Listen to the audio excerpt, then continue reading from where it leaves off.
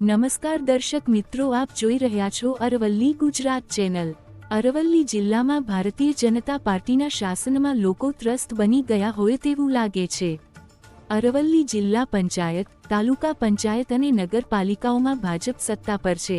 એટલું જ નહીં, મંત્રી હોવા છતાં પણ લોકોની સમસ્યાઓ ઓછી થવાને બદલે સતત વધી રહી હોય તેવું લાગે છે।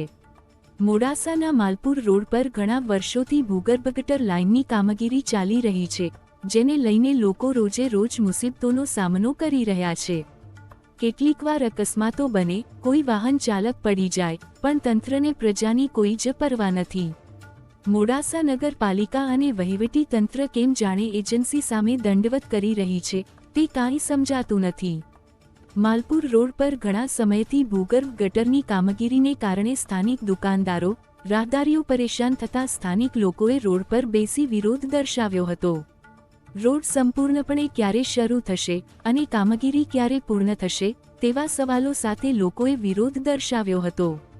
અધિકારીઓ તો પોતાનો સુરક્ષિત અને સરળ રસ્તો શોધી લે છે અને બાયપાસથી પસાર થઈ જતા હોય છે, પણ જે લોકો મજબૂરીમાં આ રસ્તે આવી રહ્યા છે તેમને તો મુશ્કેલીઓ પડી રહી છે। પણ તંત્ર અને પાલિકા સત્તાધીશો લોકોની સમસ્યાઓને ક્યારે સમજી તેનું નિરાકરણ લાવશે તે સવાલ છે।